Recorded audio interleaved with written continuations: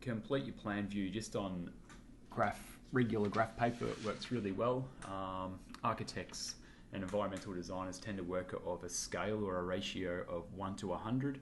So each 1 centimetre then becomes 1 metre. So it makes it really easy to go through and draw just using a simple set where you can lay out the design quickly and easily.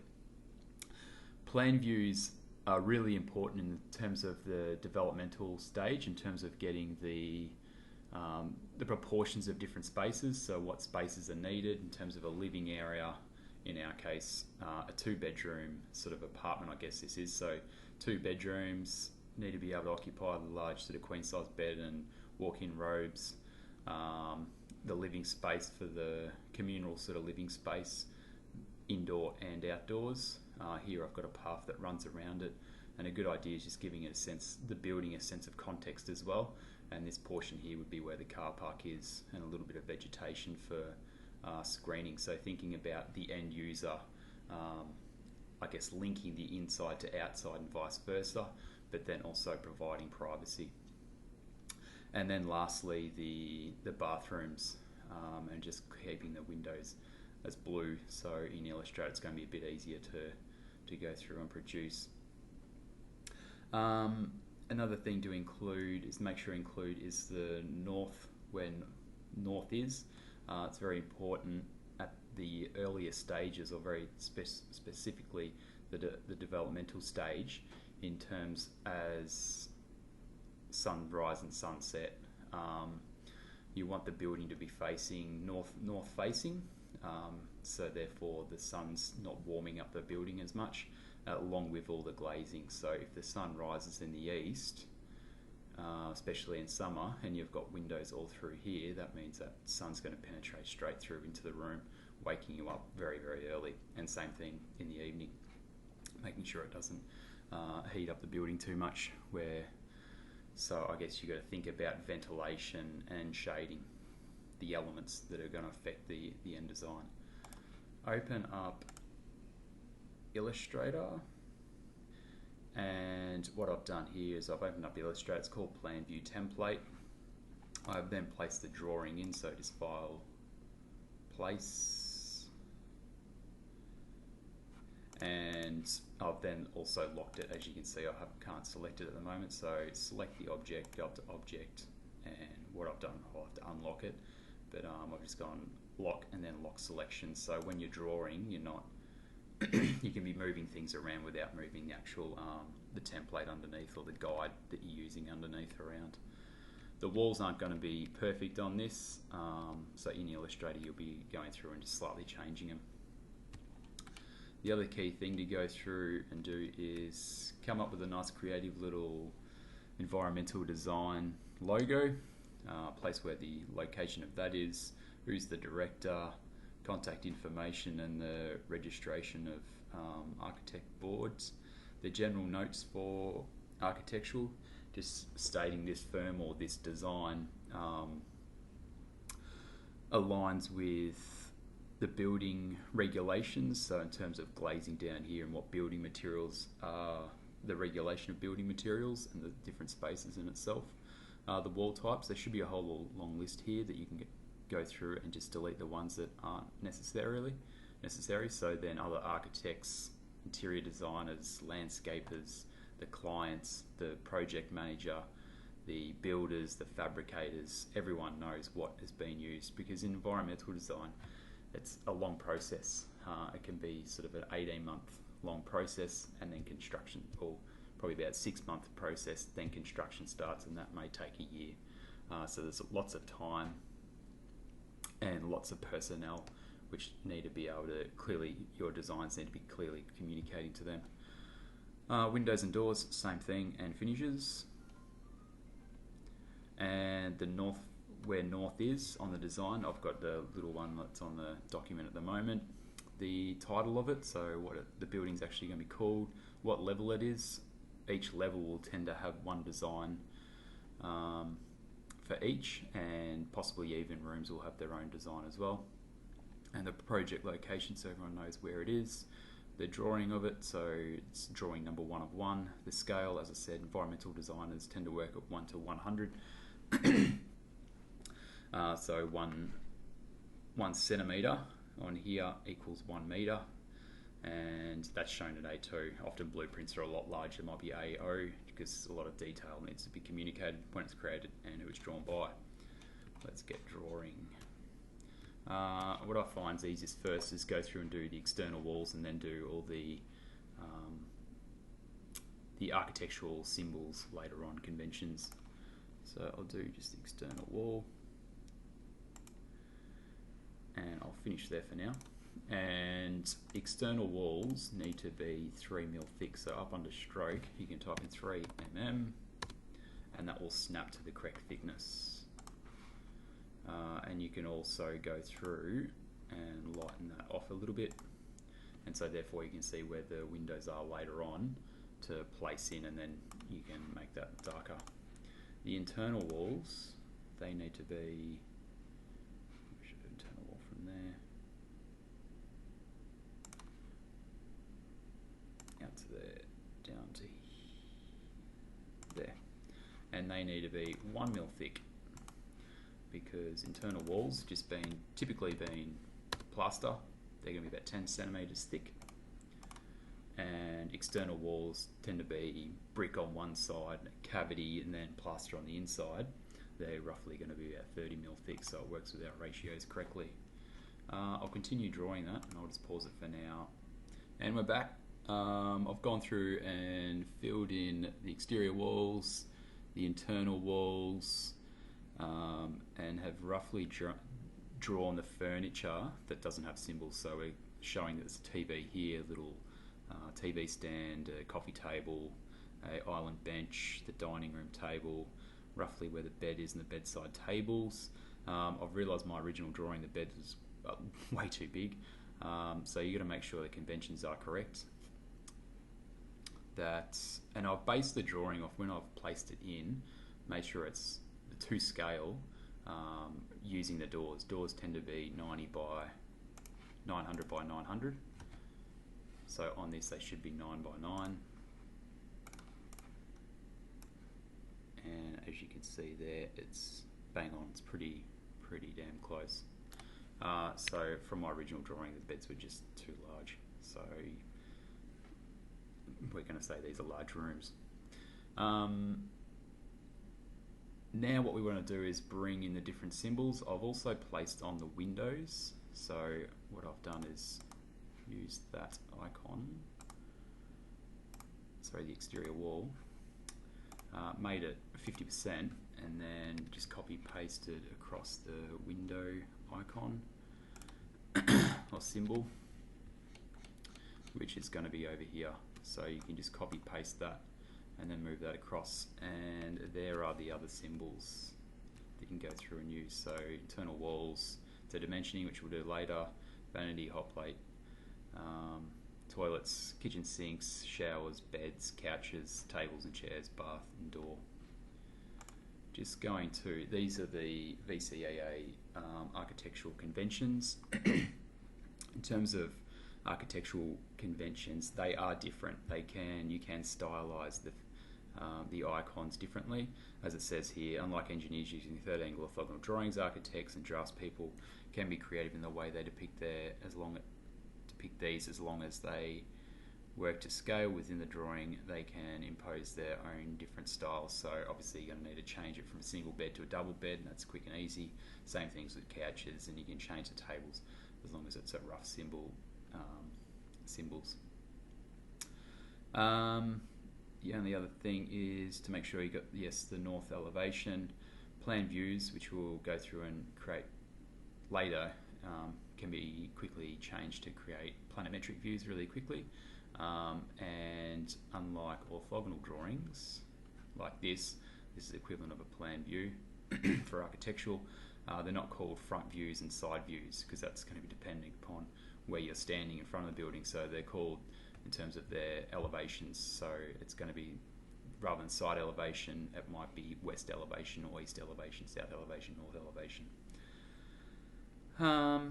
And I think that's roughly it. In terms of dimensioning, I'll go over it now, but doors and windows, they need to be shown on the inside line because they're add-ons, and then the walls and the rooms there on the outside line when it's initially constructed, and then the overall is shown. The windows, as you can see here, Windows icon needs to be, actually I might show you on the design because it's going to be a bit clearer.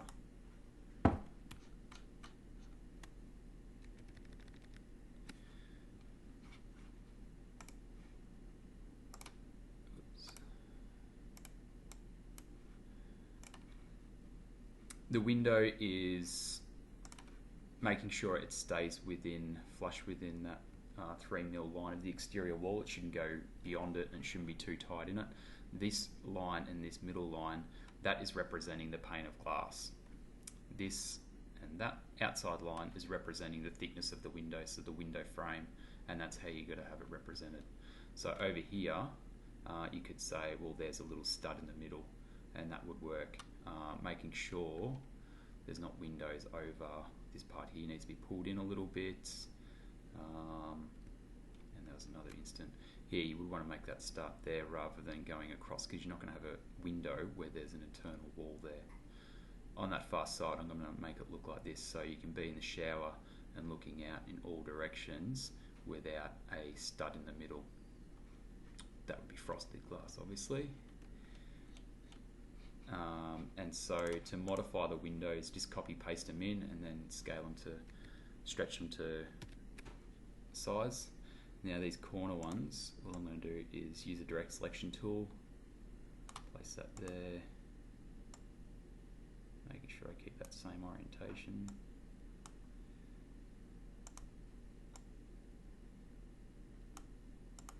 And placing these in. And that's how you can go through and complete that.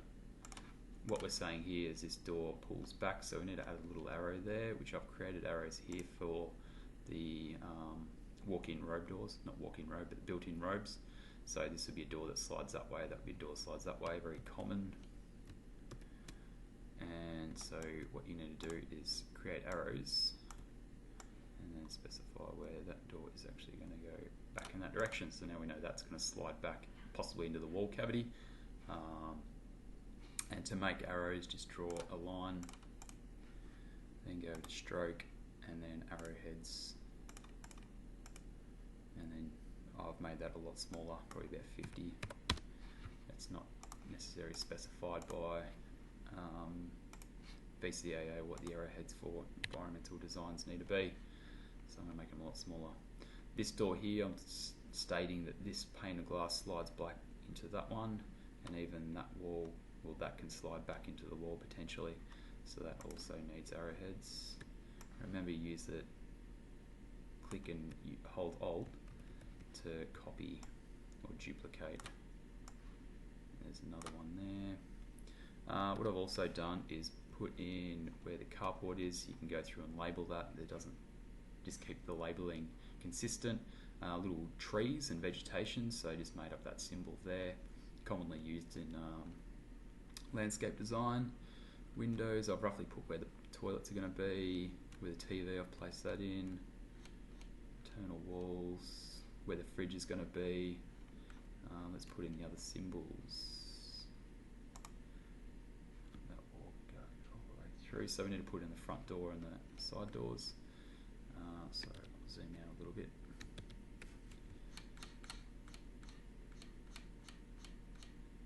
We can already see these symbols are going to be way too big.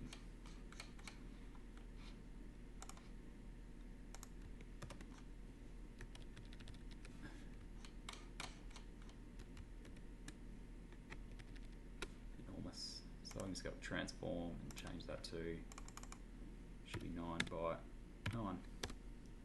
And so that should be correct. Make sure it's got a fill, because that's going to be easy to pop it in. And we'll start off with this one. If I have that as a white fill, and then I just need to rotate it. I'll keep that an instant there. I can copy.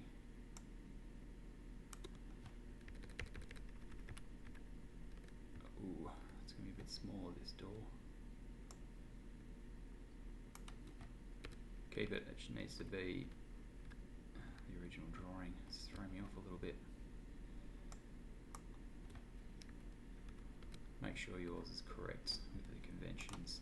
So all this door is saying is that's when it's closed, that's when it's open, and that's the movement that it pivots on. And it needs to overlap onto the outside because the door's on the outside of the wall. You can have it roughly probably there because it's in the middle of the door frame. Same thing here, and always have the door pivot back onto a wall. If you think about your house, the door's going to pivot back onto that wall and not pivot and then waste that space in the room or break the door because it doesn't go up against anything. And then you can simply copy paste these to where they need to be. So this one should be a bit, keep them all the same. It's going to look ridiculous if they're all different.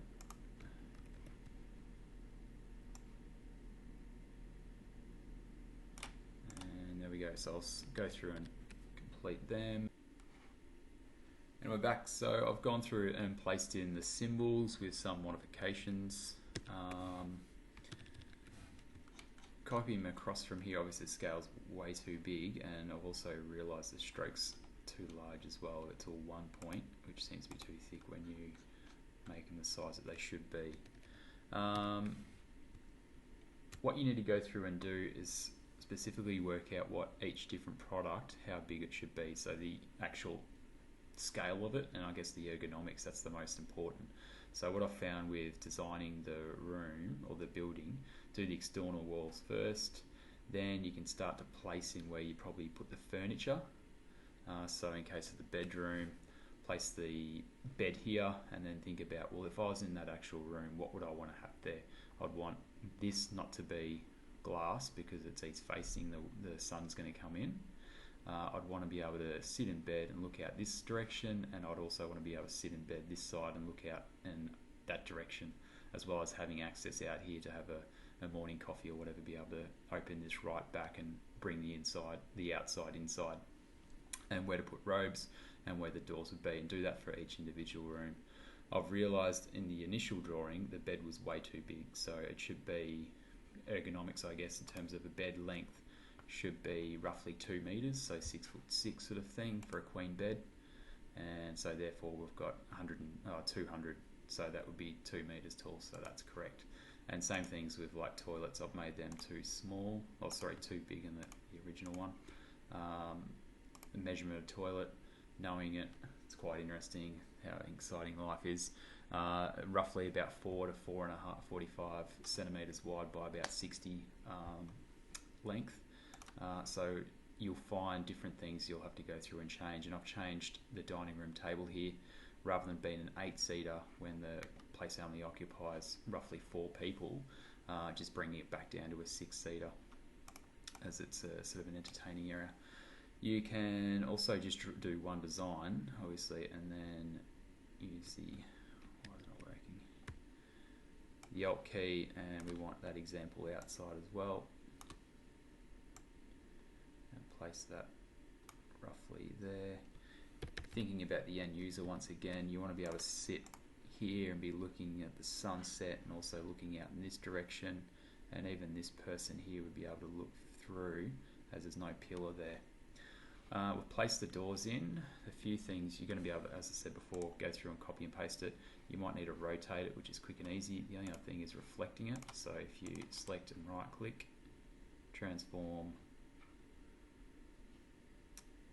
reflect, and go horizontal, and that should be correct. And now we can place that in there.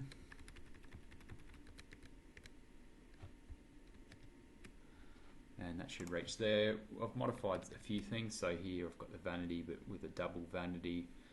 Toilet's placed in, the bath, once again, that should be quite large. Same thing with the shower, probably about 1 meter, 1100, so it's a large shower. So I'll have a graph of all the measurements of different standard products. Chairs, they should be about 45 wide, so 5 mil wide is correct. So the scale of the furniture is now correct. The scale of the rooms are now correct. Other things I'll go on to dimensioning now. Now it's time to go through another dimensioning. What I'll do is I'll unlock, and rather than deleting, I'll move that just out of the way, just in case I need to use it later on for anything.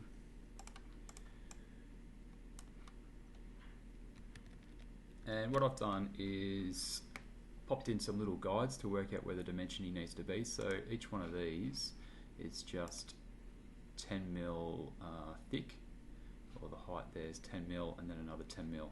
So from here we should have the doors and windows running along that line, nothing in the middle here for where the projection lines come out, and then along the top of that line should be the walls and rooms, so the internal walls as well.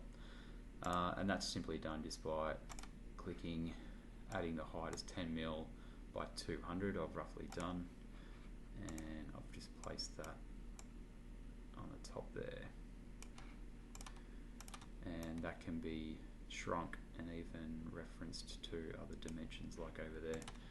And I'll have its opacity just to make it a little bit more see-through, so if there's any information underneath we can see it. I've kept it that, and just having different colours makes it easier, and you can always select them so they're not going to get in the way, and lock them. The dimensioning, what's that little thing? Oh, that's just the wall. Only other thing to go through is making sure possibly the furniture's in the middle of the room, and we're just making sure. Sometimes I see beds in the middle of the room, which doesn't really make sense because it's really wasted space behind it, so making the most of the space with the furniture. The drawings tend to have the items too thick, so I've made them all 0.75 except for that couch, just to make them stand out from the internal walls, so there is that contrast between the external walls, the internal walls, and then the furniture itself. Other good things to go through and do is like these vanities, there's not evenly spaced there, so I'll select that, I'll hold shift and select the two vanities, I'll go to a line, and I will make them centered, and down here you can distribute. Otherwise, in this case, that line's pretty close, so I might even just visually do it. So that's roughly where the middle is, and that'll be roughly where the middle is. So just making things that evenly distribute. Windows have gone over, everything else. Now I'll start to add. I've also thrown in the guides. So I've placed in these blue guides just to help with doing the dimensioning, knowing there should be dimensions on each one of them, and that can be done just by making sure the ruler's shown. So view rulers, and then that's there, it's going to hide rulers, and then clicking and dragging out the vertical ones, just undo that, and sorry, the vertical and the horizontal from there. Dimensioning in architectural drawings is shown via, as I showed you before, the walls and windows should be on the first line, sorry, doors and windows, and walls and rooms on the second line, and then the overall as a total. Dimensioning, you have projection lines on the outside, not touching the object, same as orthogonal drawing, so 2 mils from the object, and going beyond the not 45 degrees slash through, instead of the arrowheads, another 2 mil. So that's the difference between orthogonals, are using an arrowhead, specifically 3 by 1 mil. In architectural drawings you use a sort of a stake, as the builder and them would be staking out the lot. So it's architectural drawings, arrows are 45 degree strokes through each line, and lines always cross over by 2 mil. So I'll start to do the dimensioning. Righto, welcome back. Now we've gone through and added the dimensions. I've based it off that same idea of having the 10mm apart. So the first one should always be the the doors and windows. And so this one here is referring to that window there. Then you're going to need the spacing in between, so roughly that room or up to that space is 5.2 metres. Remember, using always in millimetres. In terms of building, when you're measuring it, you can go through and round it off roughly. There needs to be tolerance. Buildings tolerance is going to be, sort of 5mm here and there. So don't go down to the millimetres. Go down to sort of the centimetres. So there shouldn't be anything ending. Everything should be ending with a 0. This window, this sort of space here, is referring to that window there. I will turn on the guides as I've gone through, and that will have a whole web of different little guides, so you can see there. What I find to do first of all is go along and say if we're going along this horizontal section, I'll just drag off guide to that wall, then drag off to refer to that window and also that wall, and then just continually drag them off to work out all the windows and doors across the whole building. So I sort of go from that line there first, then we'll go down. Okay, is there anything on this line? No. Anything on here? Yep, there's a door there. That would be sort of reference to that point there, and gradually make your way down so you don't oversee anything, and you've got this window here included as well. And so drag all those out, and you can place down the little strike throughs, those where it's been pinned out. I find just use the line tool, select 2mm, seems to be wide enough, these are all 2mm, and have that as 45 degrees.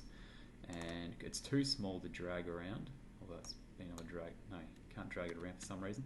So therefore, when you're drawing it, draw roughly where you want to have it. So I want it roughly there, and then I'll put it, and it will be located there. Then you can just use the arrows to delete it, remove it.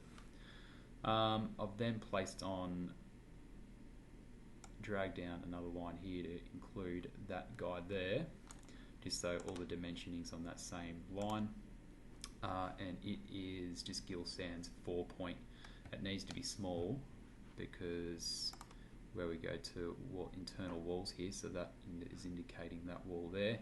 That 100 needs to fit.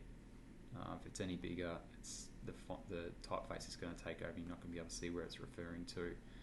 And there's a wall and a door there. So, sorry, an internal wall and external wall shown there. So, yeah, go through and do all the windows and doors first, then the walls and rooms on the second line. So that's stating that one, and the internal walls and the external walls, all the thickness there. And then overall, you're going to have the whole side of the building. Then what I've done is gone over and started completing the vertically run dimensions, and so same process, just copied and pasted the two sort of coloured areas across to have and measured out where all the windows are. So first of all, we need to know that external wall, also the window, that window starts there, and so that window we know is 750, and then the next space is 1000 until that location there where that is.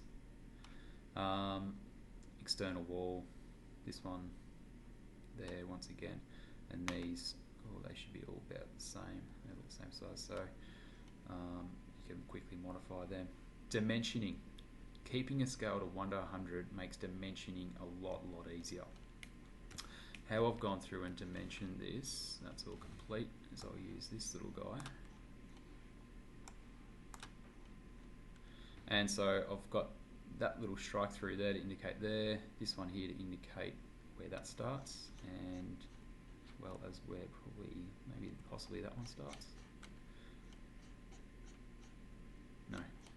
I should have that included, and then this strike through here to state that one, same thing with these down here, or the end of the building.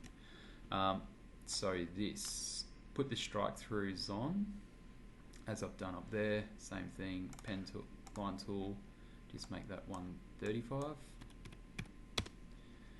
and you can copy paste them.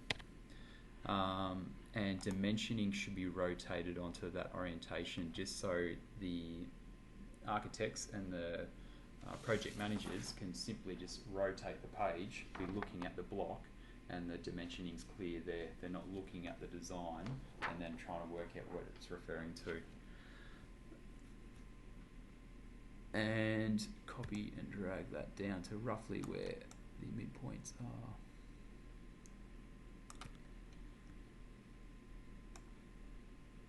Roughly there. And then you can simply use this. Whoops, I had it right. That can go to there. That goes down to there. And when you're dragging it, you can see on the screen W 4.17, height 9.94. So we can see there it's going to be 42. Sorry, height is referring to height here. So 15. So change this to 15, 0, 0. So 1.5 meters. That sounds about right. Select your box, drag it down to that next point that it goes to there. Same thing, height 76.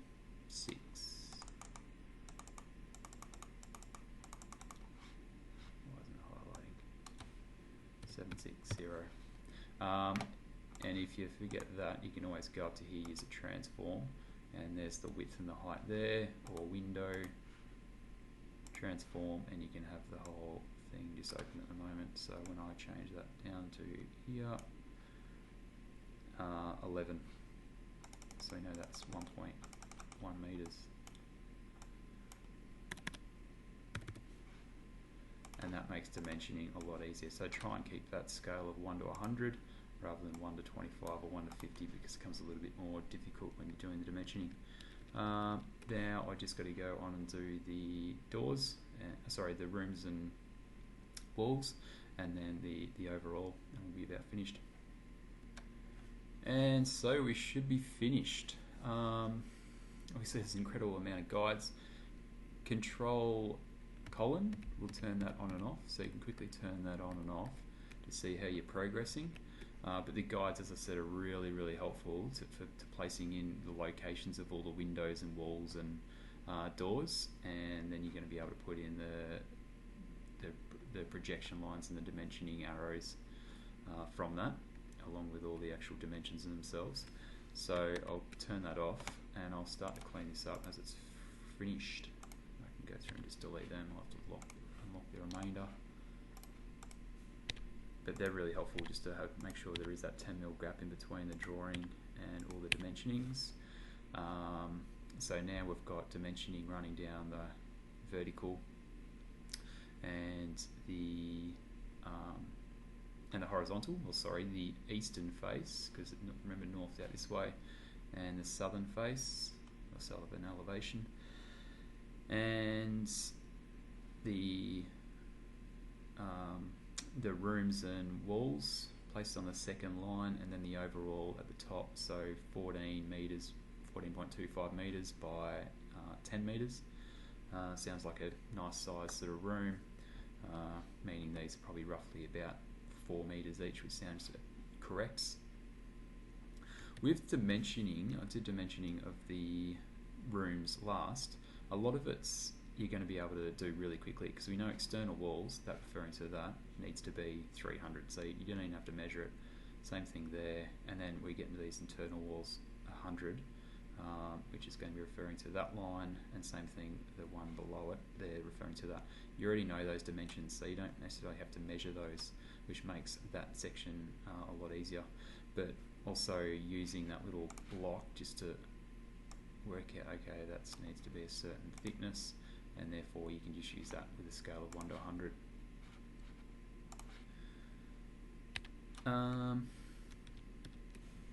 So that is the finished copy. Thank you.